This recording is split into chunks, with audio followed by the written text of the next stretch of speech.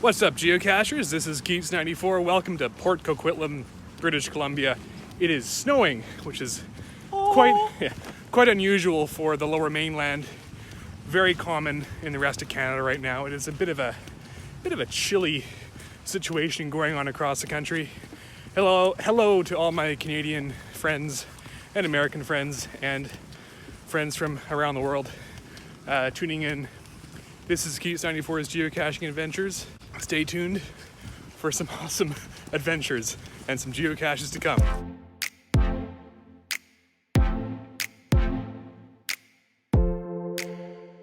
Folks, welcome to the Pitt River Dike system. We are on the west side, that is it, the west side of the Pitt River. Fun fact about the Pitt River, it is a tidal river. It is one of the few tidal rivers in the world. So that means that when the tide goes in, the river goes north. When the tide goes out, the river goes south.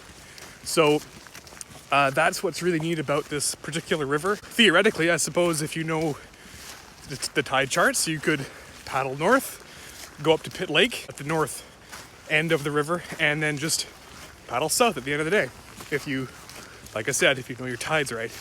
You know it's winter on the Pitt River when you see ice flows. Dang. It's a mighty nice view. Even better with a geocache. Haha!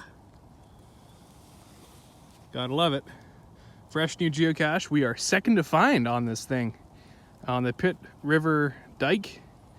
And you know what? It's a fun fact. It's Valentine's Day. What do two single guys do on Valentine's Day? Well, they go geocaching because, yeah, we have availability today to look for geocaches.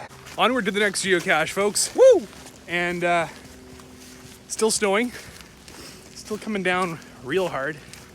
But at least the trail's flat. Trail's still navigable. As Bubbles would say, decent. Trailer Park Boys reference. On the other side, you have the city, I guess, of Pitt Meadows. At least it's a municipality.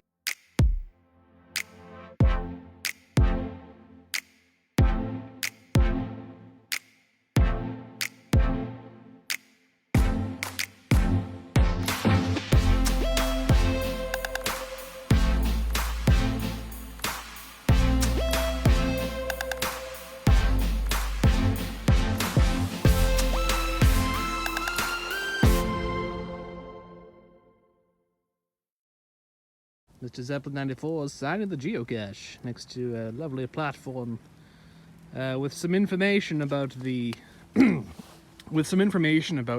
a ship called the Plumper.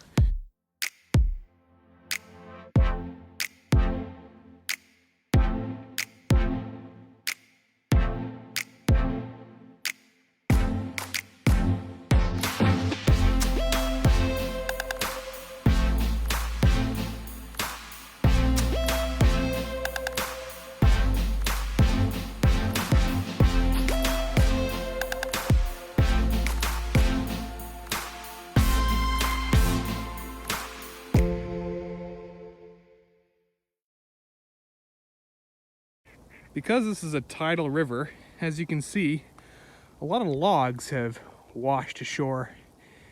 And so when you're hiding geocaches along any type of river dike system, especially if you're hiding it next to a tidal river, be mindful about water levels, because water levels can fluctuate throughout the year. There is a thing called a king tide. Commonly, you'd be most affected by them on the ocean, but even king tides can affect rivers sometimes way upstream too. So if you're hiding a geocache in your neighborhood near a river, be careful about that. Like all the good geocachers, they must do maintenance runs every once in a while, and Zeppelin94 here is checking on one of his own geocache hides. Yep. And gee, I wonder where it could be. It's probably underneath this platform here. A fancy schmancy spot overlooking the Pitt River. It's starting to kind of rain now at this point. How the weather changes. In memory of Sitka. Looks like it was probably a dog from 05/11/96 to 02/19/03.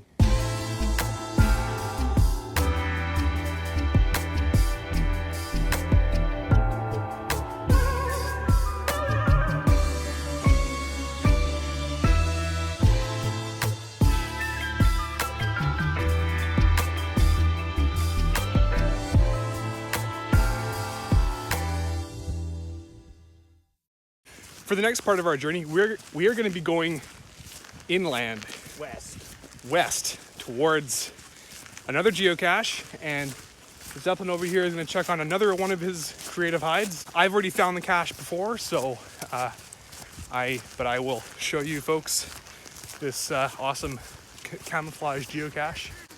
The duck agrees over there. I don't know if you heard that. Starting to get a bit dark, but you know what? Sorry, a snowflake just flew in my mouth. We are going to still try to find another geocache that both of us have not found. So stay tuned. Peer pressure, folks. Boomerang benches.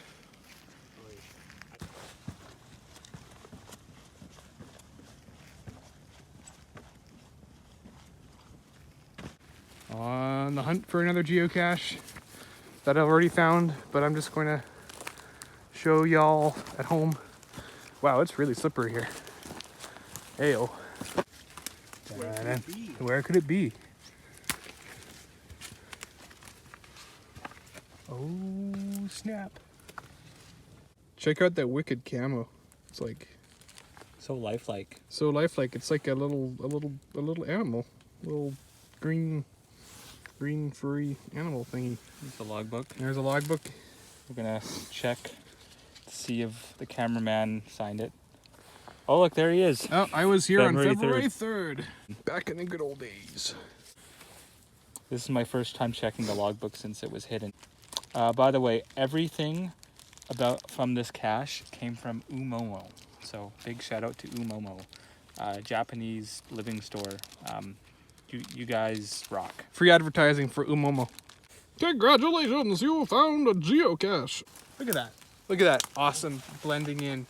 It's like, you know, yeah, it's pretty good, I'd say. It blends in nicely. Like nothing is there, but it is.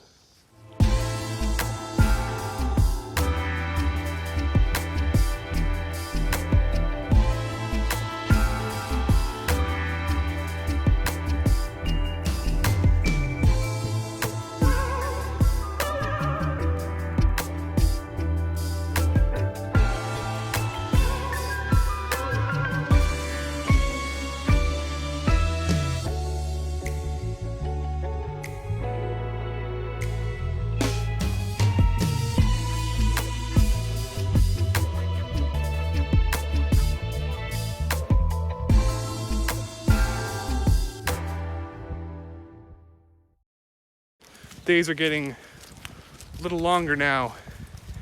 February, still snow on the ground. Snow was falling earlier today. We are en route to another geocache. 180 meters to go. 180 meters to go, folks. We're assuming this cache is on the ground, but it is always greatly appreciated in the wintertime that caches are hung in trees because then they're winter friendly. It's getting dark, folks, but guess what? We found it. It was at the base of a tree. And, booyah, that's how you find a geocache. February 14th. We got ourselves a seal. And a rock lobster. And a rock lobster. So this gets my seal of approval. This lobster rocks. It's getting pretty eerie over here, folks. We got the snow creating a bit of reflection, keeping an eye out for the heffalumps and the woozles. Anybody watch Winnie the Pooh? Gotta watch out for those heffalumps and those woozles. What else was in Winnie the Pooh? Rabbit and Eeyore and Christopher Robin. Fun fact, folks, Winnie the Pooh, Winnie is short for Winnipeg because the author of that story was from Winnipeg. No way. Fun fact. Folks, thanks so much for watching another episode of Keats94’s Geocaching Adventures. If you like this video, be sure to like, subscribe, and share with your friends. Every episode goes live on Fridays at 10 a.m.